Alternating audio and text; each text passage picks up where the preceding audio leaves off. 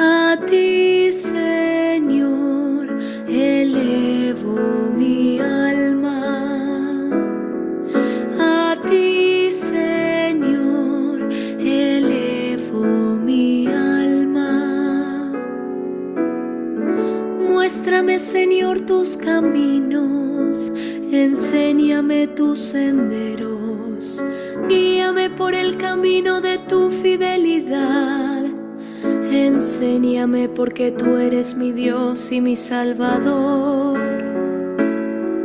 A ti, Señor, elevo mi alma. El Señor es bondadoso y recto, por eso muestra el camino a los extraviados. Él guía a los humildes para que obren rectamente y enseña su camino a los pobres. A ti, Señor, elevo mi alma. Todos los senderos del Señor son amor y fidelidad para los que observan los preceptos de su alianza. El Señor da su amistad a los que lo temen y les hace conocer su alianza. A ti, Señor, elevo mi alma. A ti, Señor, elevo mi alma.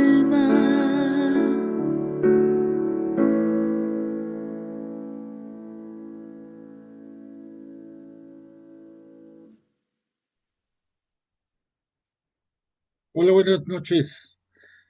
De nueva cuenta, Dios nos permite volvernos a encontrar en nuestro espacio virtual de estudio bíblico esta noche del martes 6 de mayo del 2025, víspera de la inauguración del cónclave para la elección del nuevo Papa de nuestra Santa Iglesia Cristiana Católica. Vamos a comenzar como todas las noches, como todas las sesiones, dándole alabanza y gloria a Dios. Y te invito hoy más que nunca para que juntos, de corazón abierto, digamos en nombre del Padre, del Hijo y del Espíritu Santo. Amén. Padre nuestro que estás en el cielo, santificado sea tu nombre. Venga a nosotros tu reino. Hágase tu voluntad en la tierra como en el cielo. Danos hoy nuestro pan de cada día. Perdona nuestras ofensas como también nosotros perdonamos a los que nos ofenden. No nos dejes caer en la tentación y líbranos del mal. Amén. Recemos un Ave María también. Dios te salve María, llena eres de gracia, el Señor es contigo. Bendita eres entre todas las mujeres y bendito el fruto de tu vientre Jesús. Santa María, Madre de Dios, ruega por nosotros pecadores, ahora y en la hora de nuestra muerte. Amén. Gloria al Padre, al Hijo y al Espíritu Santo, como era en el principio, ahora y siempre, por los siglos de los siglos. Amén.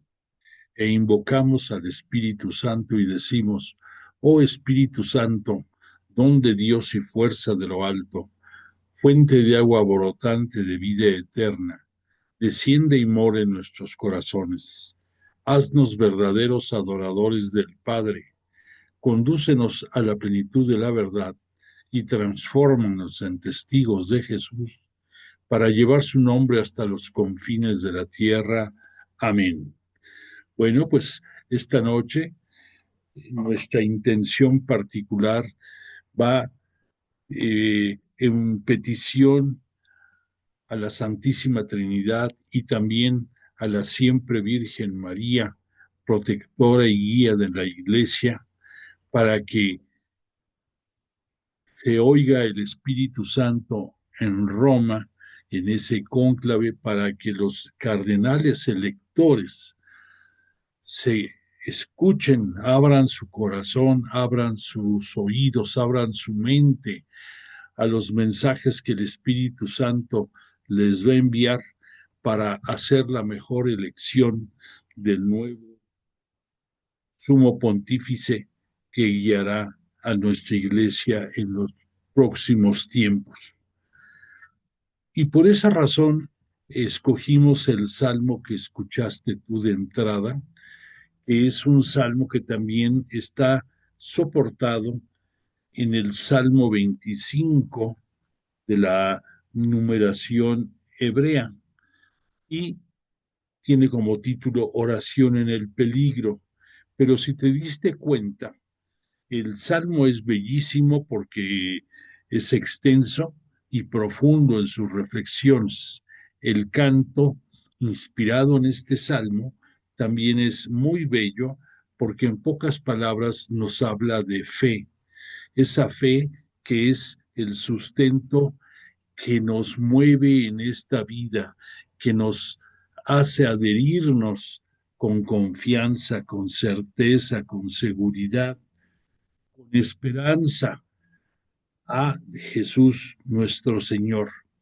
Entonces, esa certeza y esa confianza no puede darse más que cuando tenemos fe y reconozcamos que esa fe muchas veces viene dado por creer aunque no entendamos, por adherirnos a algo aunque no lo comprendamos, que en nuestra religión, en nuestra santa religión, tenemos muchos dogmas como prueba de lo que estamos hablando, que probablemente no entendamos a profundidad o ni siquiera los entendamos nada, pero en esa adhesión eh, certera de toda la palabra de Dios y toda la palabra que a través de Jesús conocimos en su ministerio público en esta vida, en este mundo, pues tenemos la certeza de que la sabiduría eterna está manifiesta en todos los designios y la voluntad divina,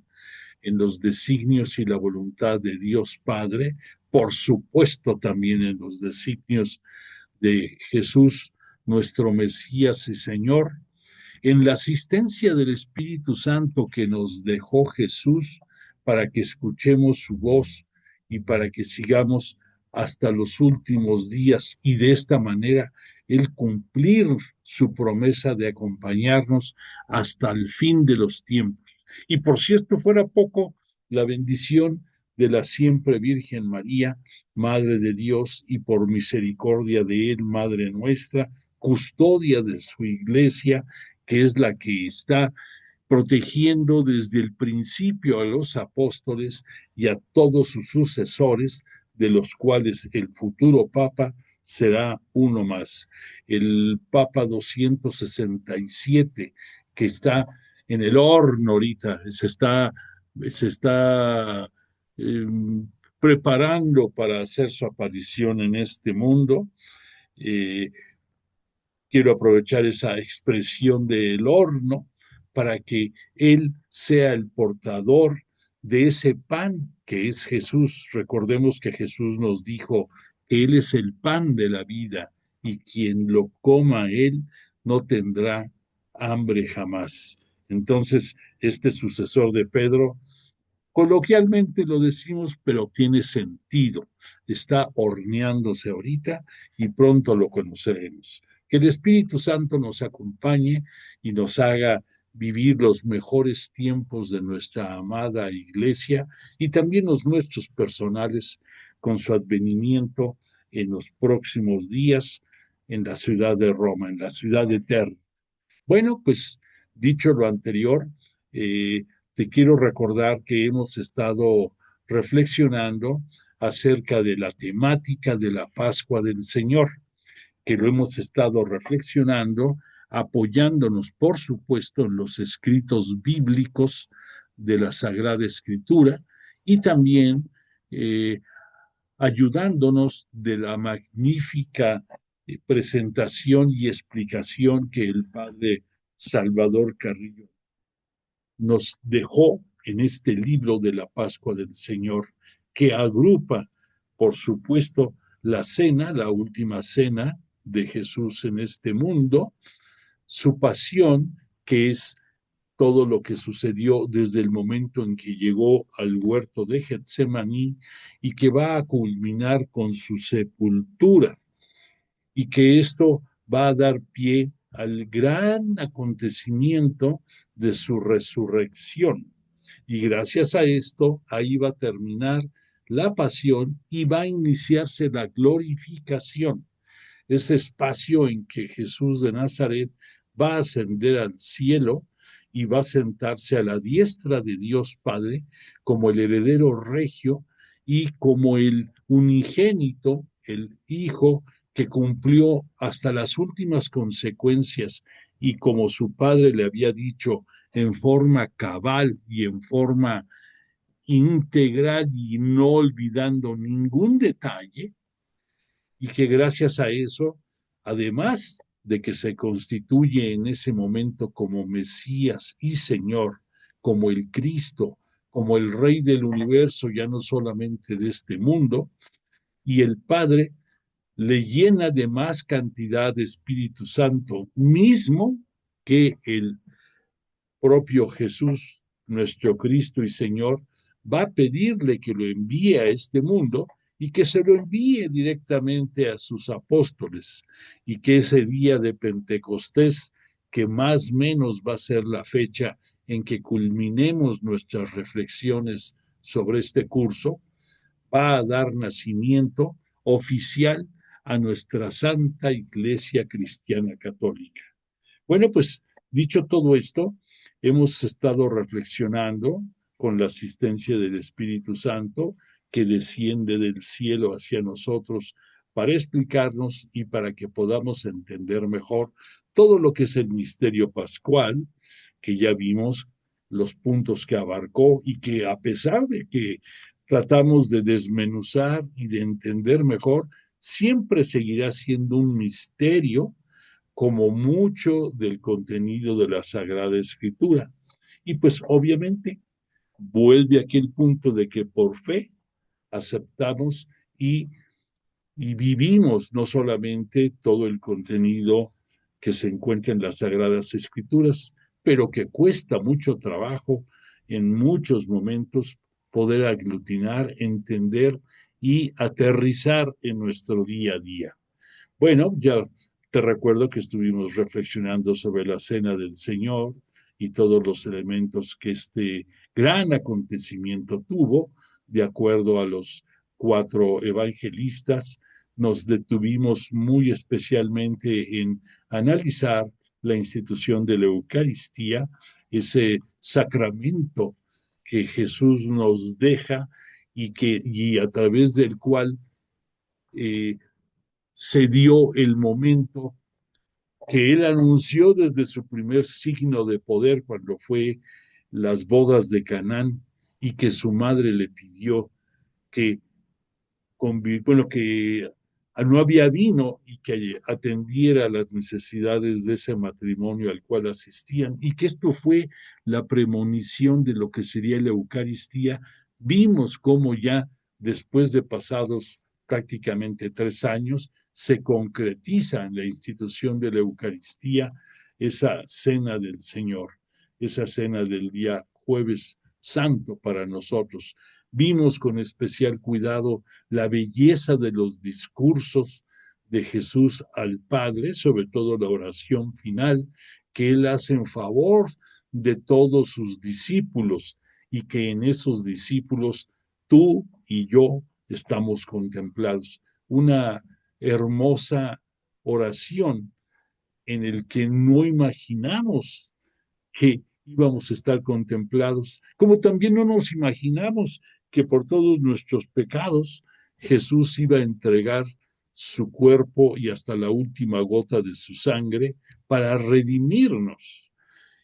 Tampoco nos lo imaginábamos, y ahí también estamos nosotros. Así como vemos las figuras del yin y el yang, una cara y otra, así estamos nosotros en estos episodios, tanto como los culpables que por nuestros pecados entrega la vida Jesús de Nazaret, como también los beneficiados por esa oración que hace Jesús al Padre y por toda la entrega de su vida a favor de nosotros, a favor del nuevo pueblo de Israel, del cual formamos parte todos nosotros, junto con el resto de la humanidad.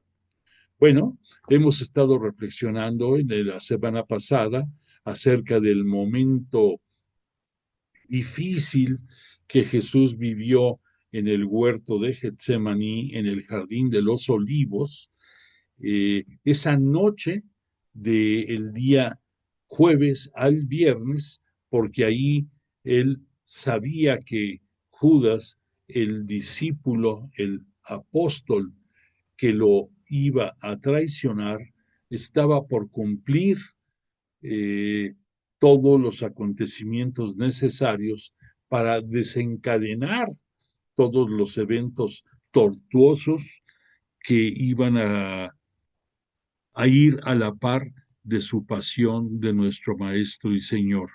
Ahí nos vimos en la clase pasada el momento culminante en que Jesús, postrado en el piso ante su Padre, ante en oración, le pedía que si podía pasar ese cáliz, ese momento trágico y doloroso que se le venía encima, pero que no se hiciera la voluntad de él, de Jesús, sino la del Padre, algo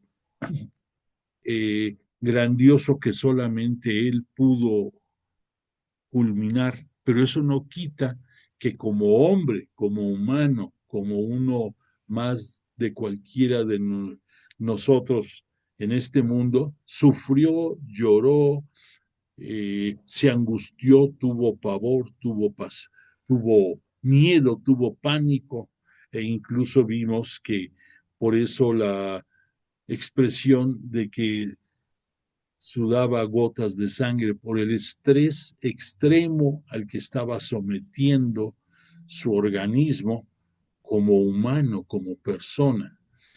Y pues desde este momento vemos aquí dos grandes apreciaciones. Uno, que tristemente había llegado la hora anunciada por el demonio cuando en el desierto, después del bautismo de Jesús en el río Jordán, en las tentaciones que se atrevió el tentador a hacerle a Jesús para tratar de que cambiara el enfoque de su mesianidad y que Jesús, obvio, no lo permitió y además puso en su lugar al tentador. Él sabía perfectamente que iba a volver a aparecer el tentador en la hora definitiva. Y esta hora definitiva es la que está comenzando en, en esa noche de jueves a viernes, eh, porque es cuando Satanás toma el control de todas las acciones y mueve todos los hilos necesarios para culminar esa hazaña para él, que es pretender vencer a Jesús. Pero nunca se imaginó el demonio que Jesús iba a vencerlo a él, lo iba a vencer al demonio, no el demonio a nuestro Salvador y Mesías. Pero eso no quita que vamos a estar viendo esta noche detalles en que nos va a hacer ver el alcance de la maldad de el tentador, de el demonio, que es el enemigo más grande de Jesús. Y hemos llegado a comentar que esa enemistad, ahora sí que a muerte, va a tener su final,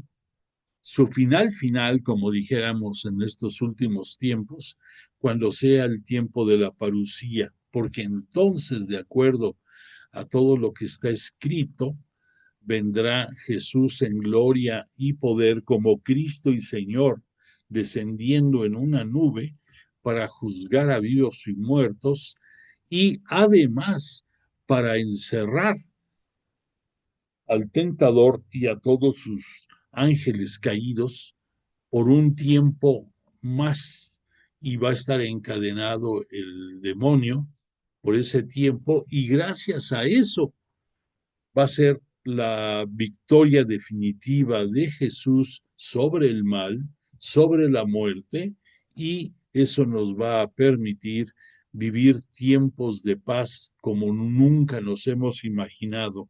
Vamos a poder de verdad vivir el reino de Dios en este mundo, independientemente de que gracias a toda la resurrección gloriosa de Jesús, además de que nos redimió del pecado, nos abrió la oportunidad de llegar al reino de los cielos para toda la eternidad. Bueno, pues dicho todo esto, nos estamos, eh, nos estamos acercando un poco a ver qué fue lo que sucedió en el prendimiento de Jesús. Debo de recalcar que a pesar de que el tentador aparentemente está moviendo todos los hilos de quienes debe de mover, y como una ejemplificación de eso tenemos en esta imagen a las autoridades religiosas judías aquí representadas por el sumo sacerdote. Tenemos a los lados también la guardia pretoriana, que su nombre viene de que estaba al servicio del pretorio, y el pretorio era el palacio en donde habitaba el Poncio Pilato, el pretorio. Por eso el nombre de guardia pretoriana. Pero dentro de la guardia pretoriana, por conveniencia política, llevaban una relación muy cercana, muy estrecha, las autoridades religiosas judías y el propio procurador. Debemos de entender que el Imperio Romano fue muy hábil en cuanto a que permitió que en los lugares que iba conquistando y sometiendo, no impusiera su yugo en toda la extensión de la palabra. Permitió que autoridades que tenían tradición, que tenían arraigo, que tenían reconocimiento dentro de la localidad, siguieran adelante, siempre y cuando dos cosas: que respetaran que Roma era el imperio que los tenía como vasallos a ellos, por un lado, y por otra parte también de que tributaran impuestos a Roma. Por esa razón, pues fueron hábiles en que ellos iban por lo que les interesaba, el dinero, y lo demás lo manejaban a conveniencia hipócritamente. Bueno, pues debo decirte, aprovechando ahorita esta imagen, para que tú veas, las autoridades religiosas judías que estaban encabezadas por el sumo sacerdote. Imagínate, al decir la expresión sumo sacerdote, sucede algo guardando la distancia que debe mediar. Piensa tú en los obispos de nuestra Iglesia Cristiana Católica. Un obispo puede tener diferentes cargos administrativos, pastorales o de otra índole, y cuando los deja, sigue siendo obispo, y a él nos dirigimos siempre con la reverencia y la expresión de señor obispo. Bueno, pues en la iglesia judía, en la religión judía, perdóname, dije un error, no es la iglesia judía, en la religión judía, los sumos sacerdotes también era lo mismo.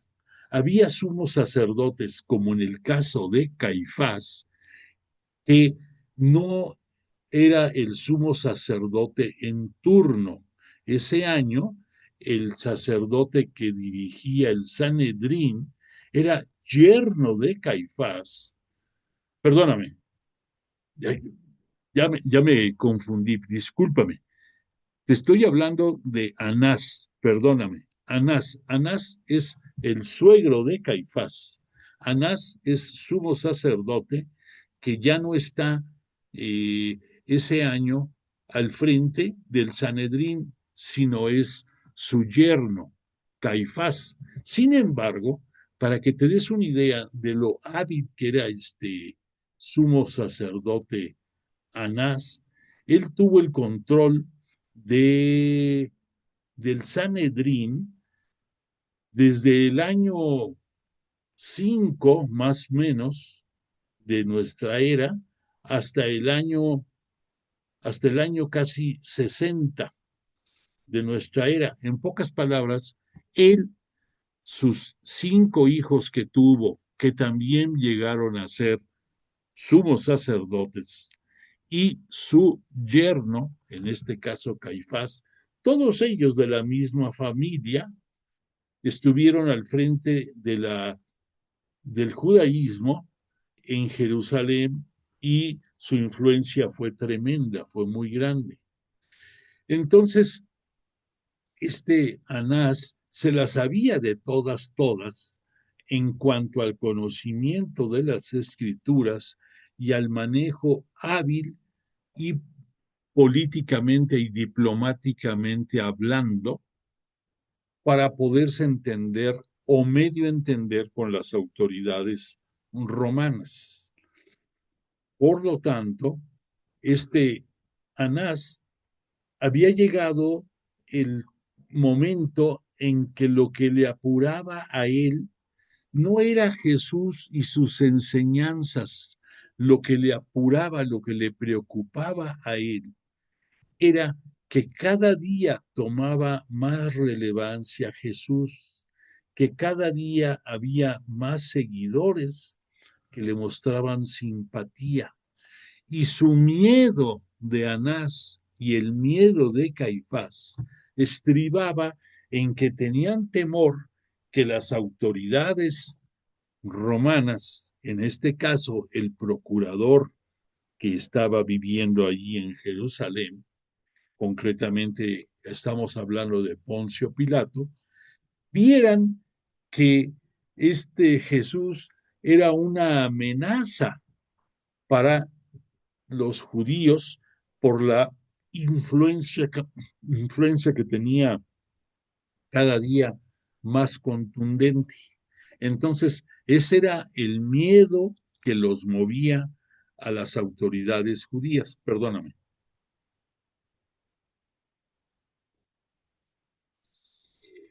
Y entonces, la decisión que tomaron este Anás junto con su yerno Caifás quedó resumida en una expresión de Caifás que muy sabiamente llegó a pronunciar: vale más la pena que muera uno por el pueblo a que se pierda todo el pueblo, refiriéndose a Jesús.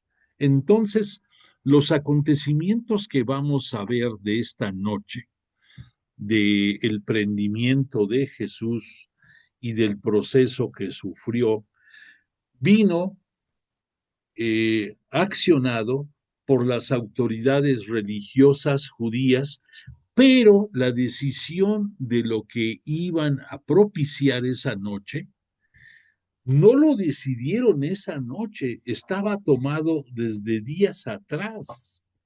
Y por esa razón, Jesús no andaba con tanta libertad en Jerusalén en estas fiestas preliminares de la Pascua, porque sabía que andaban, si desde siempre le estuvieron mandando esquiroles, le estuvieron mandando gente que metía hilo para sacar hebra, tratando de hacer que Jesús tropezara desde el punto de vista religioso en sus enseñanzas y en sus signos de poder, con más razón lo iban a hacer ahora. Y cuando fue el acontecimiento cercano en el que Jesús volvió a revivir a su gran amigo Lázaro, ¿Recuerdas a Lázaro, su amigo, el que vivía en Betania, el hermano de Marta eh, y y de María, sus dos queridos hermanas y amigos también de Jesús, y que Jesús, a propósito, como una muestra de demostración de su poder, se atrasó 3 días o 4 días deliberadamente para demostrar que Él es el camino, la verdad y la vida, y que entonces revive a Lázaro en ese acontecimiento impresionante que nos narra el evangelista Juan, solamente él nos lo narra. Después de ese acontecimiento en que muchísimos judíos fueron testigos de este episodio y que le dio una relevancia bárbara a Jesús, ahí fue cuando tomaron el acuerdo los sumos sacerdotes judíos de darle muerte a Jesús. Y ya nada más lo que estaban buscando era la oportunidad y el tramar los acontecimientos para poder lograr su propósito. Pero la decisión de que debía de morir Jesús estaba tomada por las autoridades religiosas judías, concretamente por entre Anás y su yerno Caifás. Bueno, entonces, dicho todo esto, ya nada más para acabar de ubicarte, te diré que tanto Anás como Caifás, eran parte del grupo de los saduceos. Ese grupo saduceo era una de las fracciones dentro del judaísmo que, a diferencia de lo que siempre estuvimos escuchando hablar a Jesús en su ministerio público, que se refería a los fariseos y a los fariseos y a los fariseos. ¿Por qué? Porque los fariseos eran personas que buscaban mucho la purificación, que buscaban mucho el tener, por citar, los utensilios limpios para poder cocinar, que tenías que hacer abluciones y lavarte tu brazo por 2 veces antes de consumir alimentos, que no podías tomar carne de puerco y muchas cosas más. Eran demasiado escrupulosos los fariseos, se iban al detalle y Jesús le molestaba mucho eso. Sin embargo, reconocía en los fariseos que tenían algunos conceptos que le agradaban también a Jesús. Por ejemplo, que ellos pensaban que podía haber también una vida después de la muerte. En otros términos diferentes a nosotros, pero lo intuían. Que también, por ejemplo, se soportaban mucho de sus creencias basándose en la angelología, es el estudio de los ángeles dentro de la cosmogonía, dentro del universo, y que de ellos sacaban mucho conocimiento. Entonces, en pocas palabras, Jesús simpatizaba en el fondo un poco con los fariseos, con los saduceos no, porque los saduceos eran judíos que por acomodadicios llevaban muy buena relación con el poder dominante y sus representantes, en este caso con Poncio Pilato y con muchos más, con los, todo todas las autoridades del Imperio Romano. Y lo hacían porque les convenía. Y en el fondo se rechazaban los judíos religiosos, los dirigentes y las propias autoridades romanas. Entonces llevaban una relación, pudiéramos decir, como a veces podemos expresar una relación a conveniencia, en que se toleraban a ratos, en que se hacían la vida imposible en otros, en que se guardaban un respeto, pero que ese respeto venía fundamentado en la hipocresía de su relación. Y en el caso concreto de lo que vamos a ver de este proceso en contra de Jesús, lo que movía a las autoridades religiosas judías era liberarse ellos de la responsabilidad de darle muerte a Jesús. Eso era lo que querían.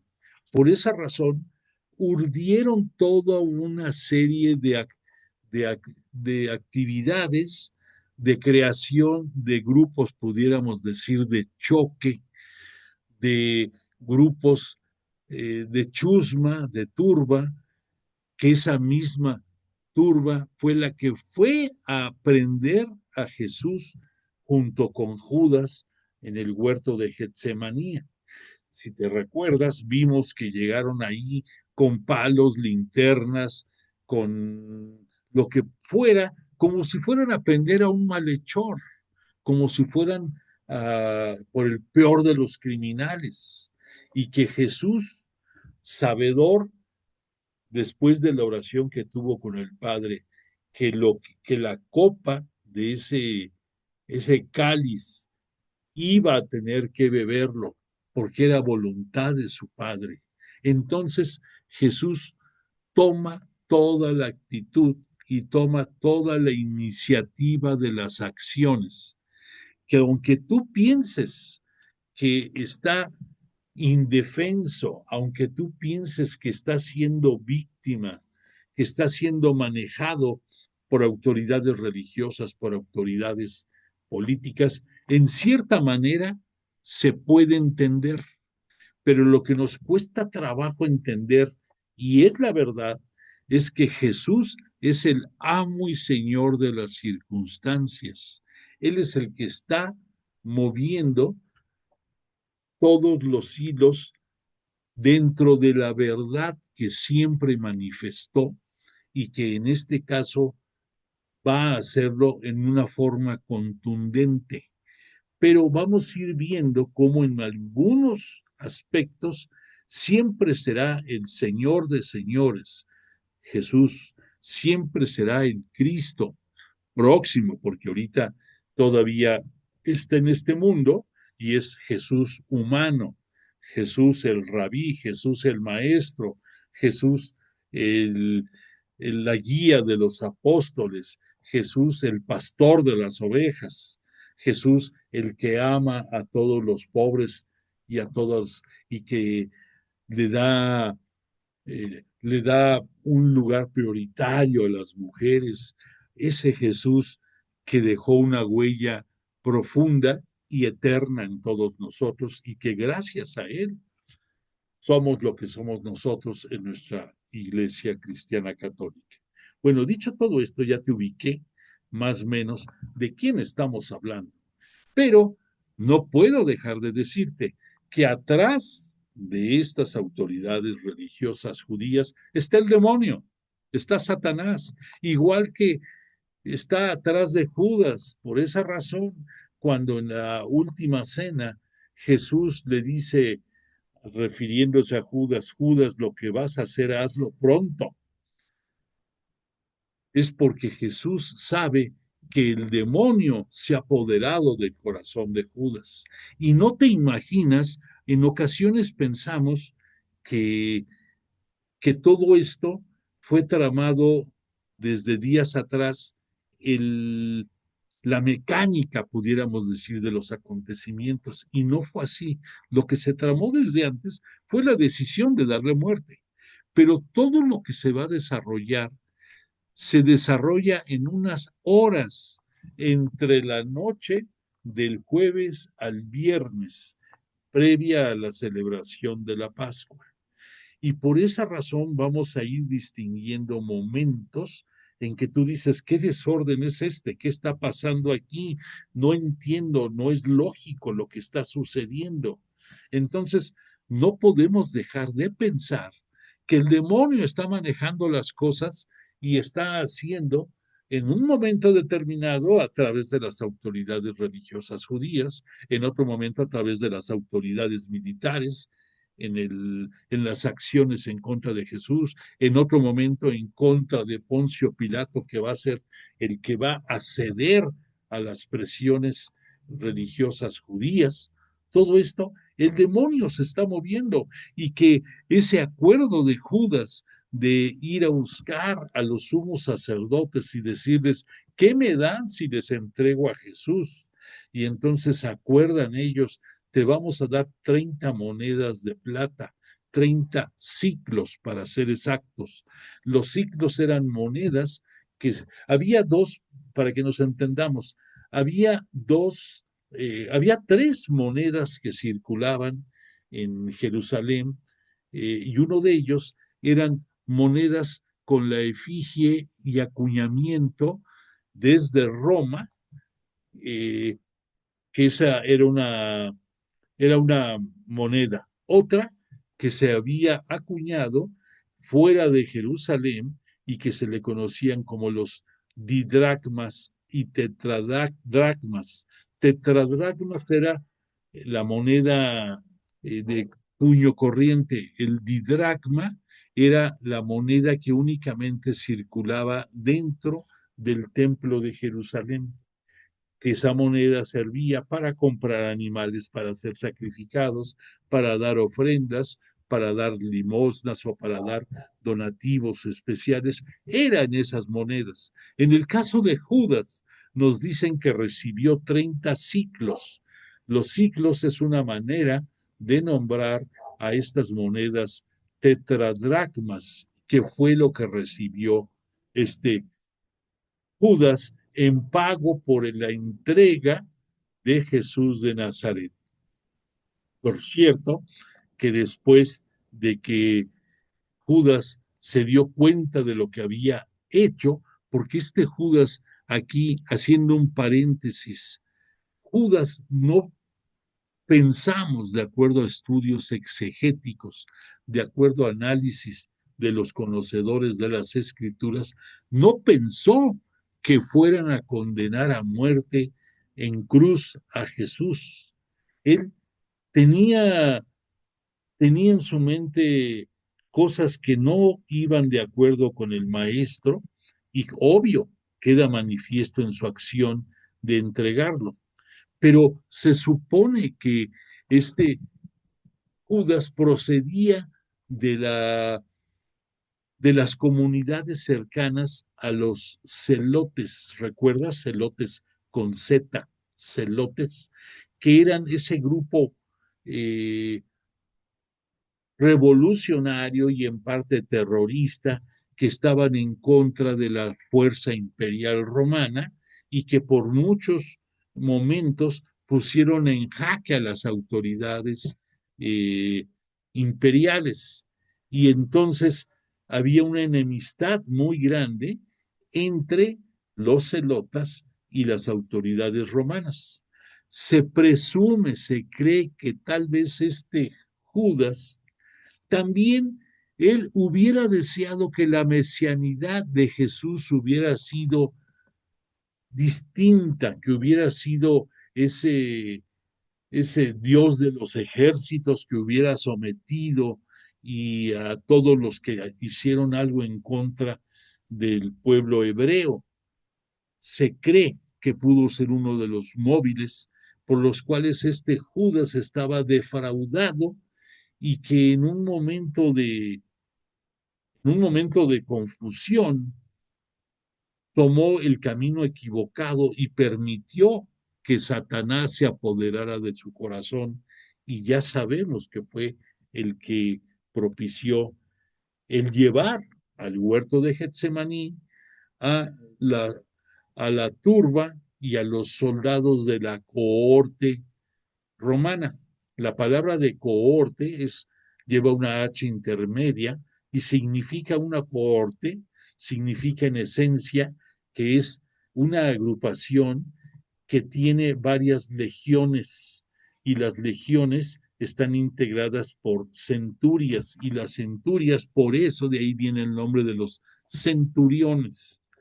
Pero quien dirige la cohorte siempre es un tribuno, o sea, es un rango más elevado dentro de las huestes militares. Aquí lo que vemos en esta imagen es que las autoridades religiosas pidieron apoyo de las autoridades romanas, pidiéndole el respaldo de grupo militar para ir a prender a Jesús y para que se encargaran de todo el proceso triste y lamentable que fue su proceso religioso y su proceso político.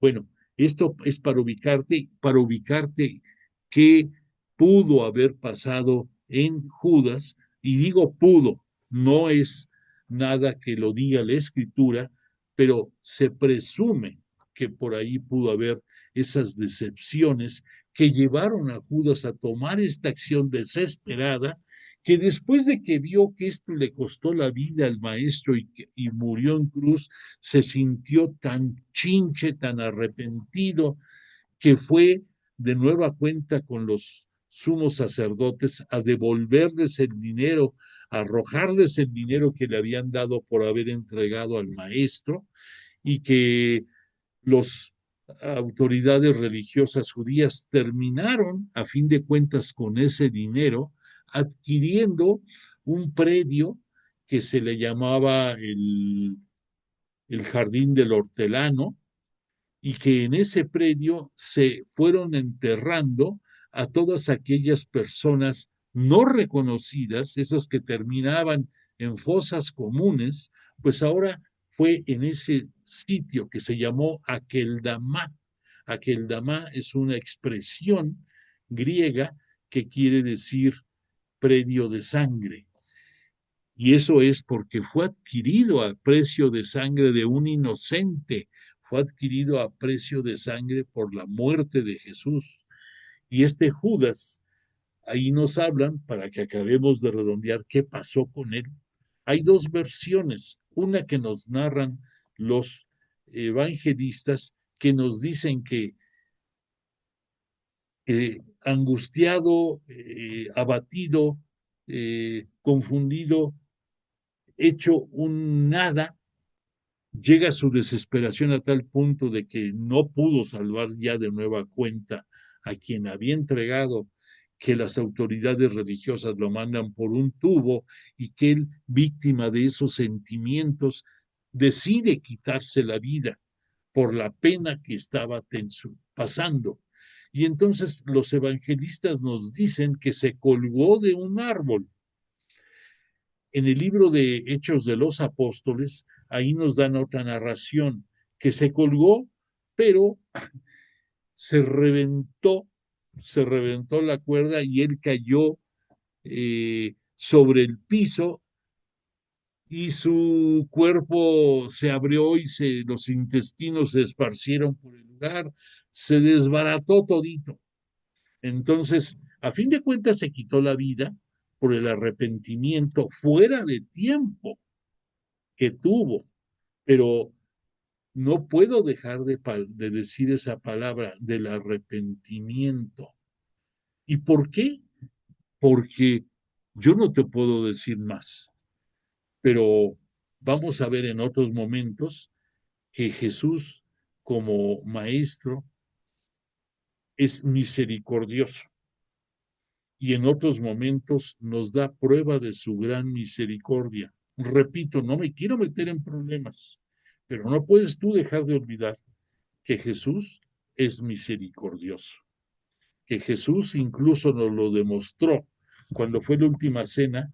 No lo quiso poner en vergüenza ante los demás apóstoles, porque lo hubieran matado, simple y sencillamente, le hubieran hecho talco ahí a Judas si supieran lo que iba a pasar. Y Jesús, con toda la discreción, como amigo, le dio la oportunidad última de congraciarse de nuevo con él, pero el demonio ya había tomado el corazón de Judas, y todo lo demás fue consecuencia. Bueno, ya acabamos de hablar en este breviario de las autoridades religiosas, ya hablamos de Judas, pero déjame regresar un poco a lo que pasó en ese prendimiento de Jesús, porque vamos a encontrar esos contrastes tan grandes, y por otra parte, la majestad y el señorío de Jesús, que a pesar de lo que él estaba viviendo y sabedor de lo que venía todavía, él es el amo de la situación. Y lo vemos esto porque cuando fueron a aprenderlo, nos cita aquí los apóstoles, palabras más, palabras menos, que una chusma se presentó con palos, con lámparas, con garrotes, ya lo hablamos, eso. Y este Jesús, con toda la majestad que su investidura de ser, de tener esa unión hipostática de ser Dios celestial y Dios terrenal, les dice: ¿a quién buscáis? ¿Recuerdas? Y le dijeron: a Jesús de Nazaret. ¿Y qué contestó él? Yo soy.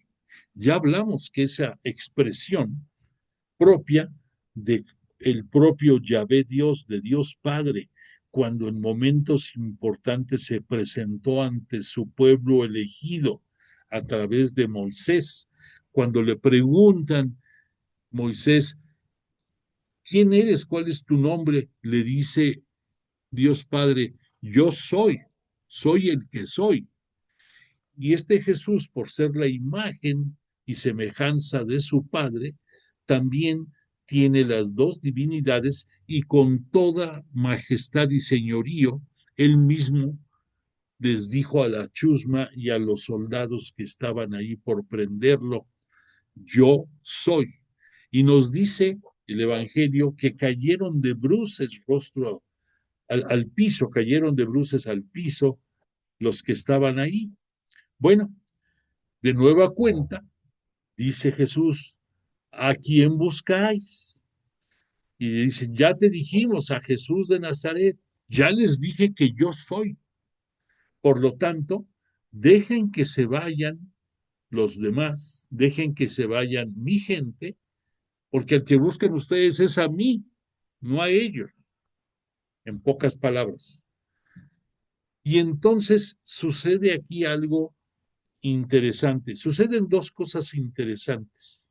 La primera, que este Pedro, porque el maestro ya les había dicho cuando iban rumbo al huerto de los olivos, al jardín de los olivos, al lagar de los olivos donde se prensaba el aceite de oliva, les dijo: ahora sí viene la hora y ahí eh, tendrán que resguardarse. Los pone sobre aviso que tiempos difíciles vienen, que van a ser asediados, que van a tener miedo y pánico también los apóstoles, que se van a dispersar, pero no deja de darles pormenores de que vienen momentos difíciles. Consecuencia de esto, ¿qué sucedió? Pedro llevaba una espada. Y entonces, en cierto momento, dentro de la chusma que va a prender a Jesús, va uno de los sobrinos del sumo sacerdote, un judío de nombre Malco, que él, además de tener, era como secretario del sumo sacerdote, no sé si de Anás o de Caifás, pero de alguno de ellos dos. Él aspiraba a poder llegar a ocupar ese sitio privilegiado como sumo sacerdote. Pero dentro de la normatividad judía, así como el cordero que se ofrecía en holocausto tenía que ser puro, sin ningún defecto, también los sacerdotes, los sumos sacerdotes tenían que ser perfectos, no tener lastimadas, no tener heridas, estar sanos, porque si no, no podían ser sumos sacerdotes. ¿Y qué sucedió aquí? Perdón, ya me estoy quedando sin voz otra vez.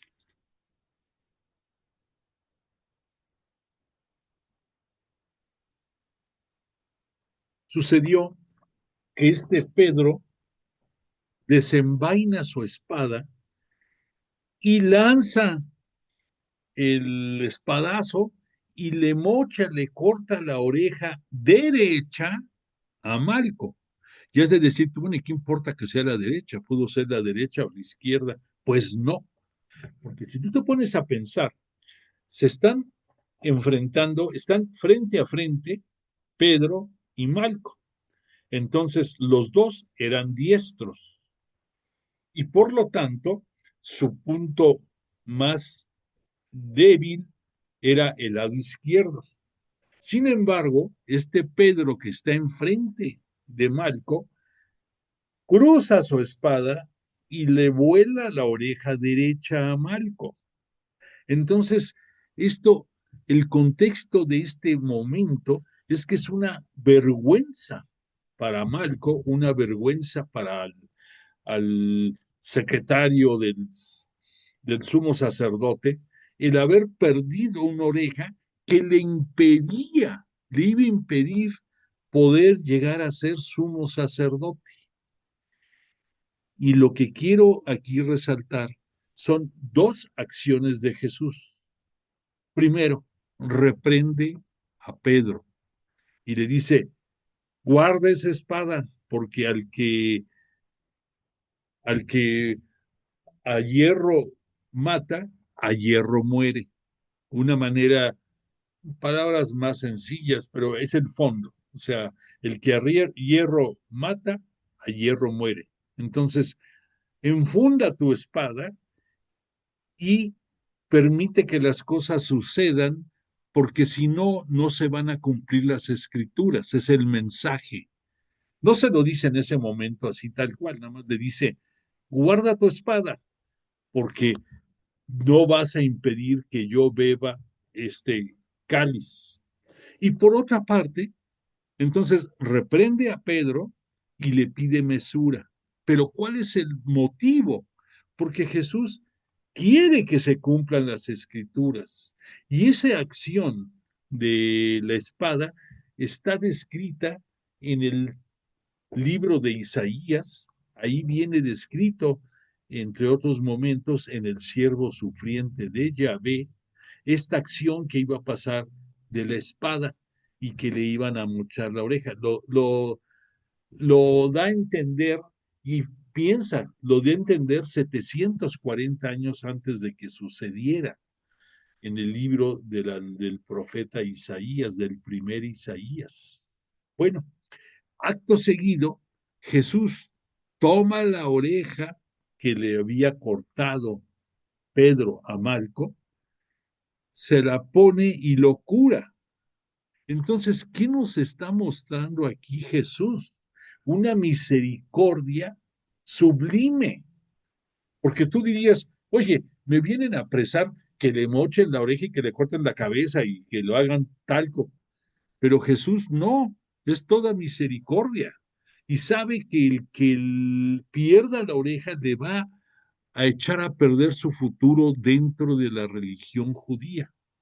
Y entonces no lo puede permitir y lo cura, lo sana.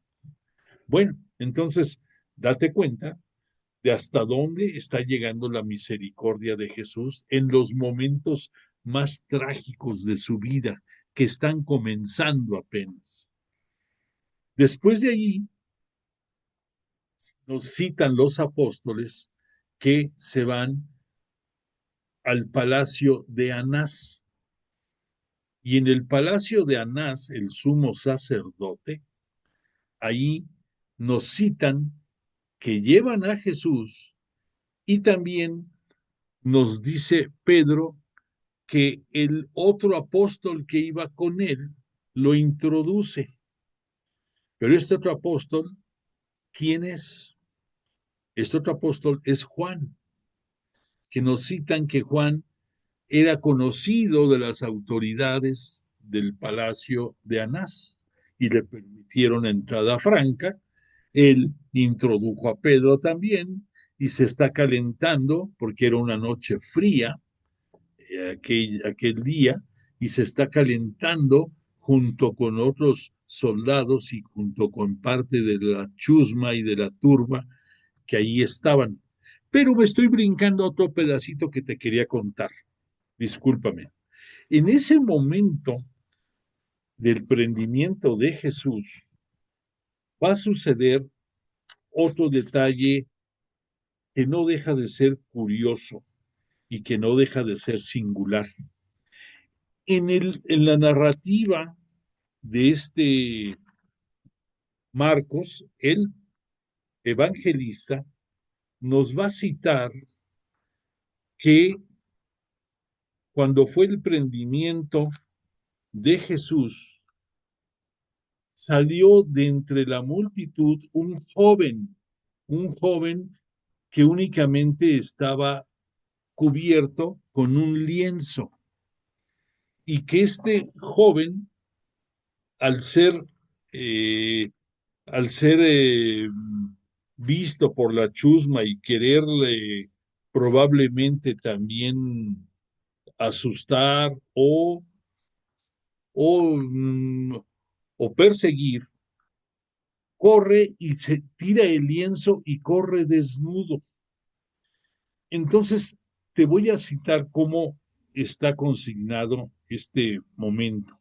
Marcos consigna el detalle particular y un joven lo seguía a Jesús, cubierto solo de un lienzo, y lo detienen a él, al joven. Pero él, habiendo dejado el lienzo, huyó desnudo. Has de decir, bueno, ¿y esto qué significa? Pues fíjate que significan dos cosas muy interesantes. En primer lugar, Marcos, el evangelista, nos está mostrando que a pesar de su juventud, él no era de los discípulos de Jesús, pero le conocía. Por otra parte, que Marcos probablemente habitaba en algún lugar de ese huerto de Getsemaní, de ese jardín de los olivos, y conocía bien a Jesús, por lo menos de vista, porque lo había visto muchas veces ir a orar por las noches. Y por otra parte, dentro de las profecías en la Sagrada Escritura, este, este momento está descrito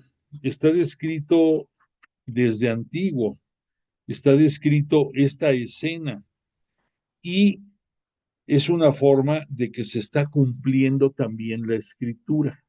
Y al mismo tiempo está sirviendo como carta de presentación de Marcos como el futuro evangelista que nos va a narrar uno de los cuatro facetas de la buena nueva de la vida de Jesús. Pero además, de acuerdo a los estudios exegéticos, nos está mostrando otra cosa. O sea,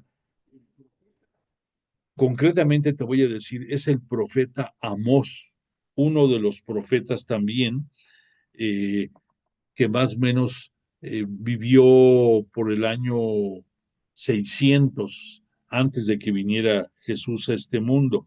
En su capítulo 2, en su versículo 16, ahí es en donde cita este detalle. Déjame ver si lo tengo por aquí a la mano, porque es interesante.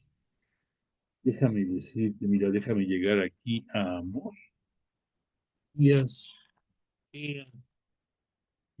Zacarías.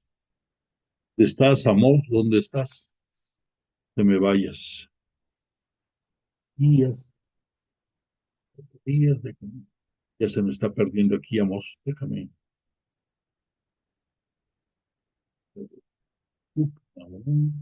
Días. Amós, aquí está. Te voy a, para que no nos quedemos con la duda. Sí. Nos dice que en el capítulo segundo, versículo 16, vamos a ver qué es lo que dice el profeta Amós. Que, por cierto, Amós, cada profeta tenía una explicación de su nombre. En el caso de Amós, él se le conoce como el profeta de la justicia social, porque él estuvo trabajando mucho porque hubiera una justicia social dentro del pueblo judío. Esto, como te decía, es más o menos por el año 750, antes de que venga Jesús a este mundo. Y en el versículo versículo 16, dice Amós. No, te voy a leer desde el 15 para que veamos. El arquero, perdóname, te voy a leer desde el 13 para que entendamos. Fíjate, dice, así que he decidido apretujaros como se apretujan los haces para que quepan en el carro. Entonces fracasará el ágil en su huida. El fuerte no podrá desplegar su vigor, ni el soldado, salvará su vida. El arquero no necesitará, ni se salvará de los pies ágiles. El jinete no salvará su vida. Y el más valiente de los soldados oirá desnudo aquel día. Oráculo de Yahvé. La expresión oráculo de Yahvé significa palabra de Dios.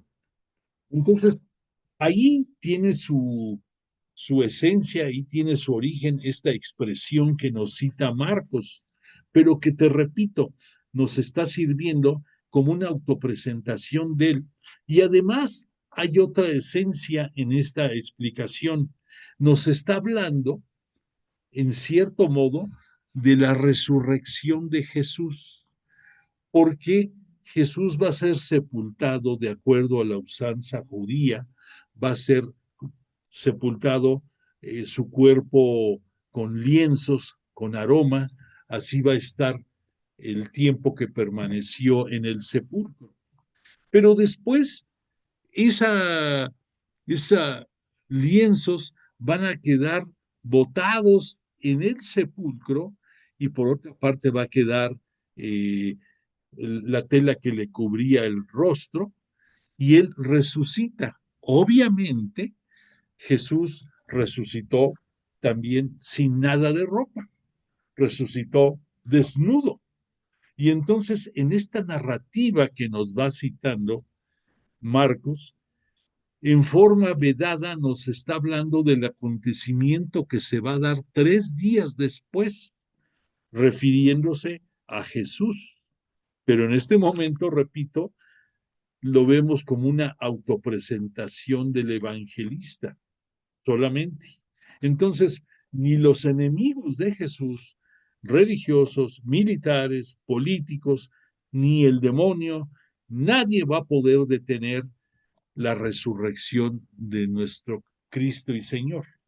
Y cuando se dé esto, se va a dar cumplimiento a esto que Amós nos está reportando 750 años atrás. Bueno, entonces ya estamos en el palacio de este Anás, ya ubicamos que Pedro se está calentando las manos ahí, y es cuando se viene las negaciones de Pedro que Jesús le había anunciado que iba a suceder. Punto interesante que quiero que reflexiones.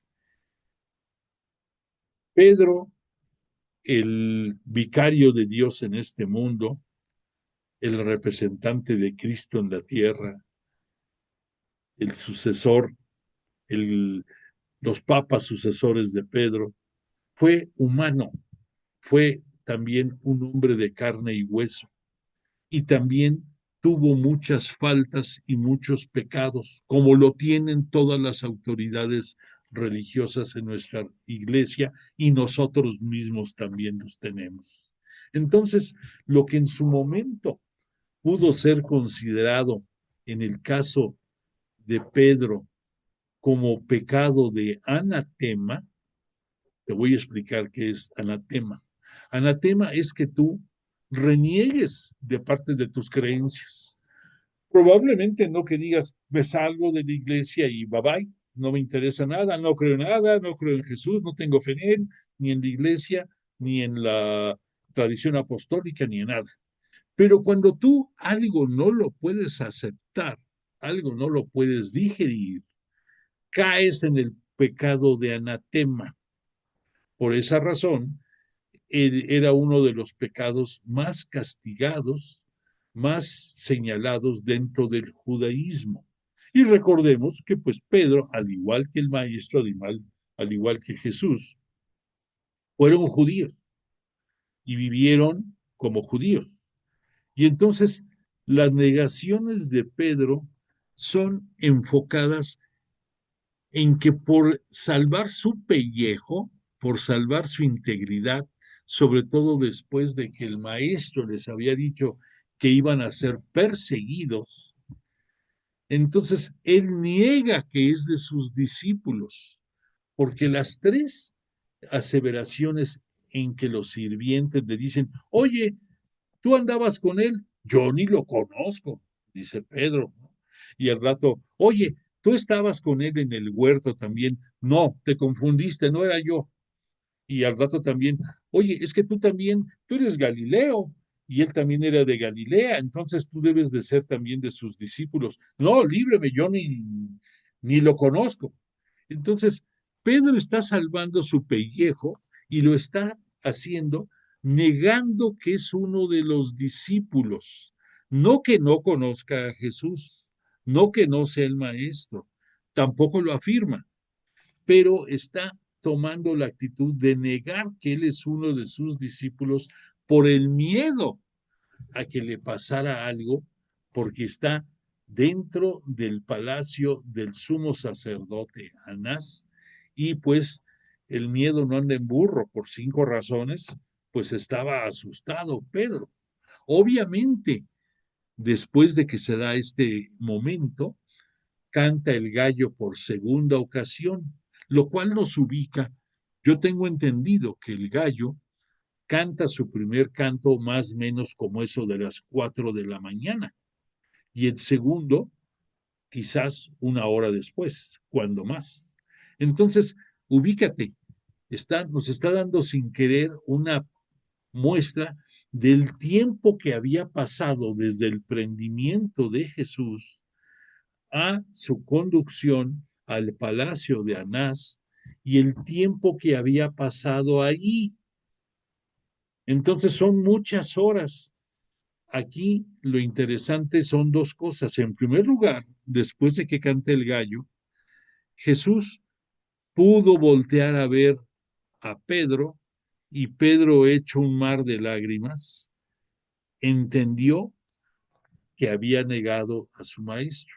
Pero el maestro le dirigió una mirada de tanta compasión y misericordia a Pedro, que Pedro lloró amargamente. Pedro, yo creo que, perdóname lo que voy a decir, pero quizás al igual que Judas, ha de haber dicho, no soy digno, me debo de quitar la vida, ¿cómo fui capaz de hacer esto? Pero su arrepentimiento fue brutal, fue también profundo, fue hasta la médula, pudiéramos decir. Y solo por eso Jesús le perdonó. Y solo por eso vemos y recordamos, de acuerdo a los evangelios de estos últimos días, que en las apariciones, en la tercera aparición de Jesús, del Maestro, a sus apóstoles, es cuando a Pedro, caminando por la playa y que le viene siguiendo Juan a corta distancia, le dice el maestro, Pedro, ¿me amas? Y responde Pedro, sí, Señor, sabes que te amo, apacienta a mis corderos. Y le vuelve a preguntar, Pedro, ¿me amas? Pedro, Señor, tú sabes que te amo, apacienta a mis ovejas. Y por tercera vez le vuelve a increpar, Pedro, ¿me amas? Señor, tú todo lo sabes, sabes que te amo, apacienta a mis ovejas. No es casualidad que Jesús por 3 veces le está pidiendo el que refrende su fidelidad y su fe en él, Pedro, porque son las mismas 3 ocasiones en que Pedro lo negó, en que negó ser discípulo de Jesús por miedo, y que en ese momento se le sumió el piso a Pedro y dijo, trágame tierra por lo que hice.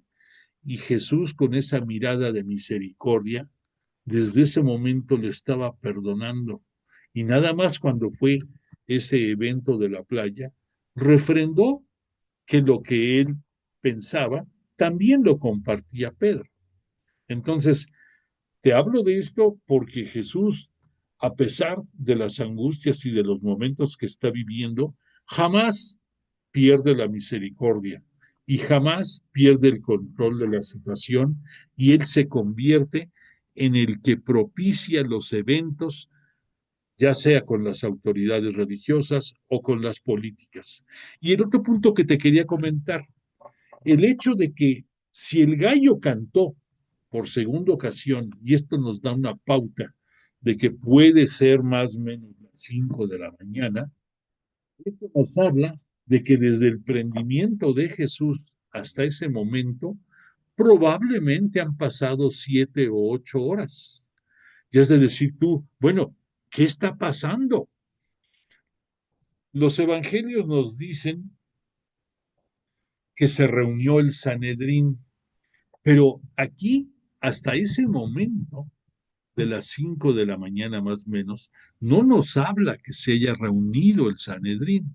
Punto número uno.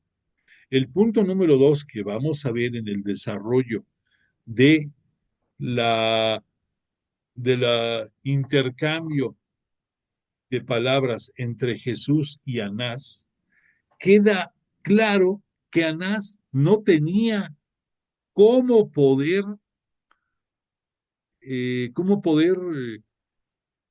darle seguimiento a su intención de darle muerte a Jesús. ¿Por qué?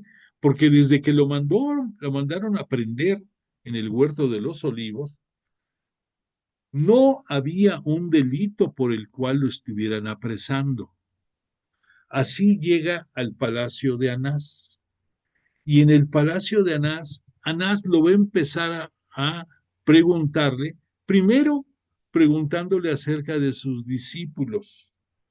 Después va Jesús con toda majestad y con verdad siempre, le dice, ¿por qué me preguntas a mí si todos me han visto hacer y hablar y enseñar en el templo y en las sinagogas? Pregúntales a ellos, no me preguntes a mí. ¿Por qué? Porque sabemos que dentro de las costumbres judías se necesitaban cuando menos dos testigos que refrendaran lo que se decía para que tuviera una validez.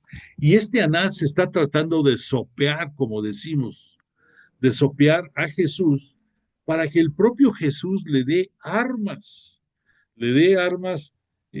para moralmente poderse ir sobre la yugular del maestro y tener algo con lo cual eh, afianzarse y darle muerte. Punto número uno.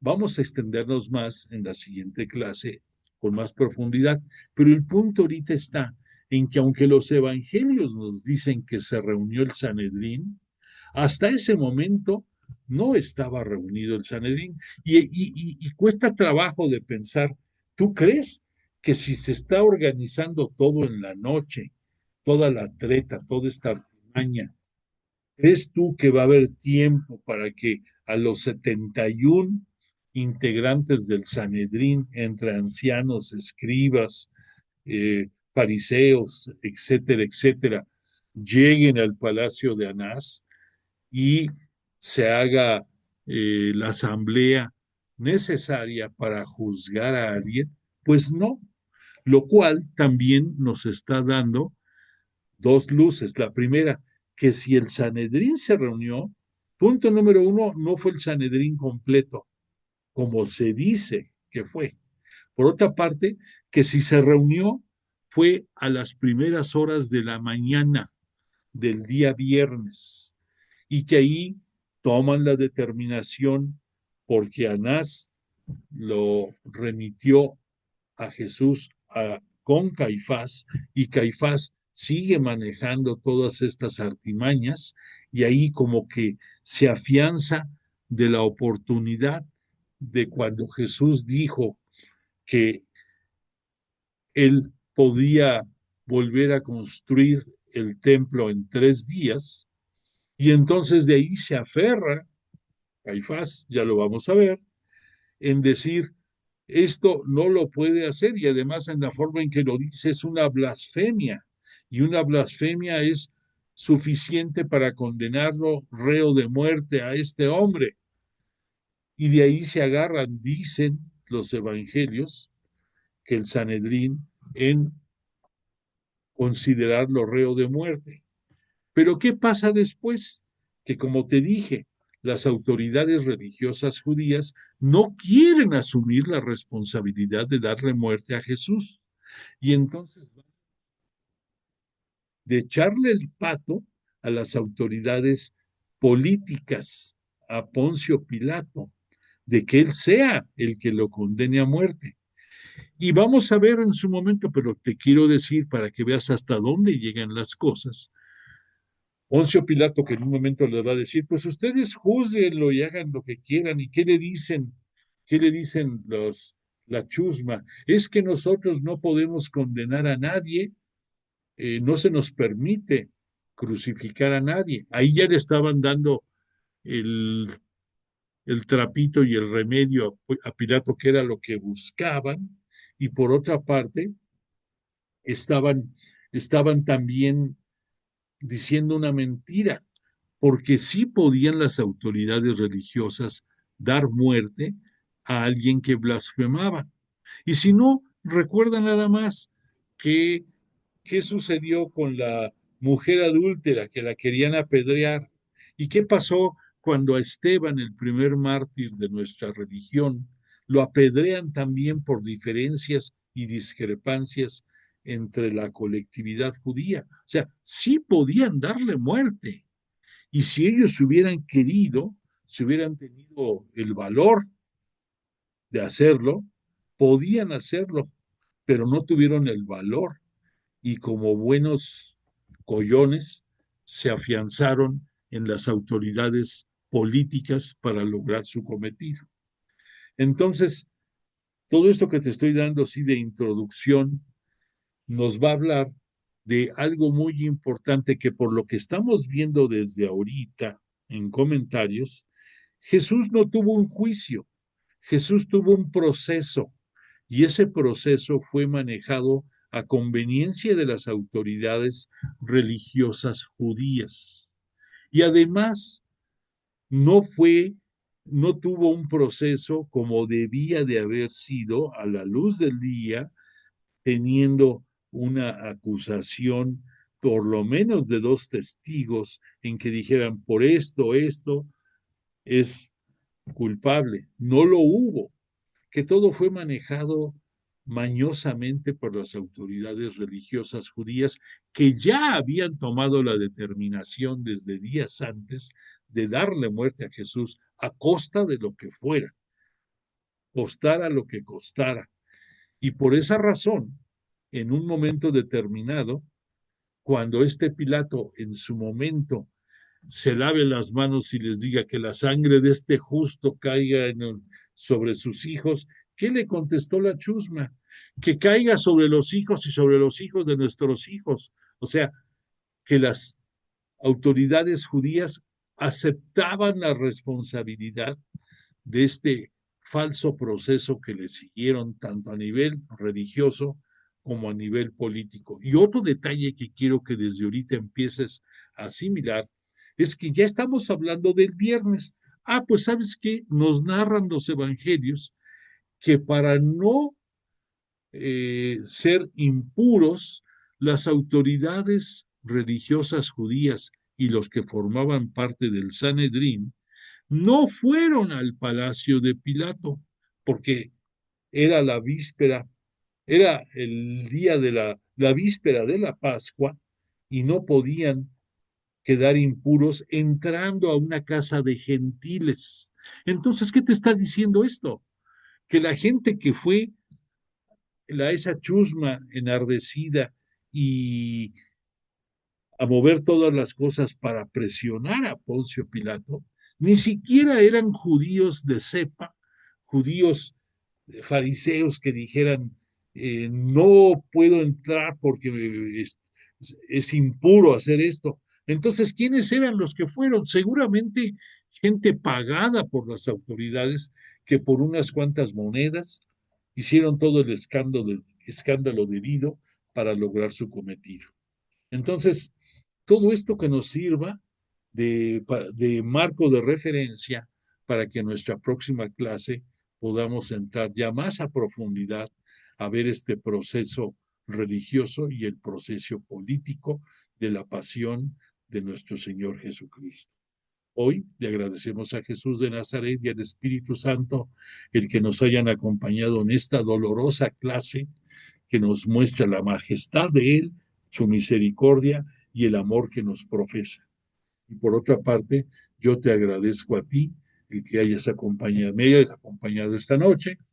Te pido que des constancia de tu presencia y, si Dios lo permite, nos veamos aquí el martes de la próxima semana para juntos celebrar quién va a ser nuestro nuevo pontífice. María Santísima, conduce a tu iglesia, conduce junto con el Espíritu Santo las decisiones de los cardenales votantes y tenos la gracia de seguir viviendo bajo tu guía y conducción.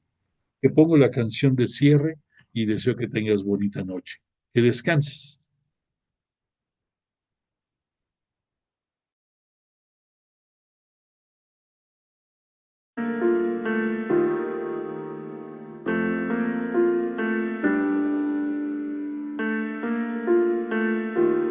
Tu presencia es como un manantial de agua viva que fluye sobre mí, un fuego ardiente que reaviva y quema mi existir.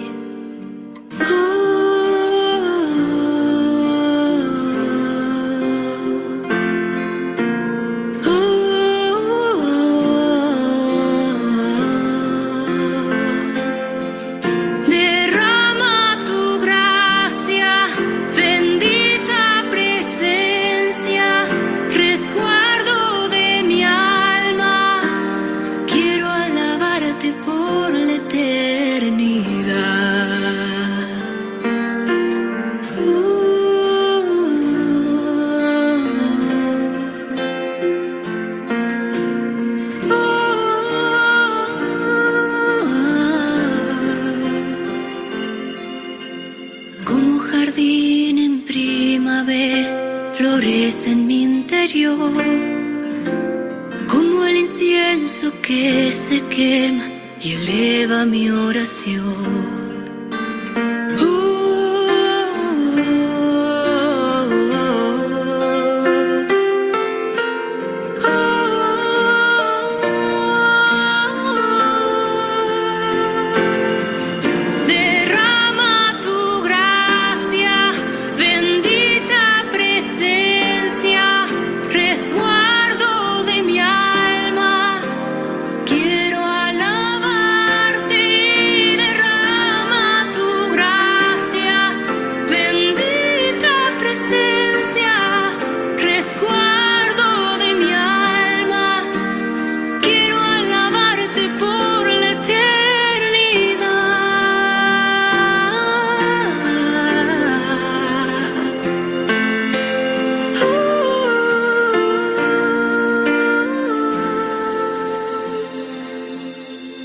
Rey de reyes,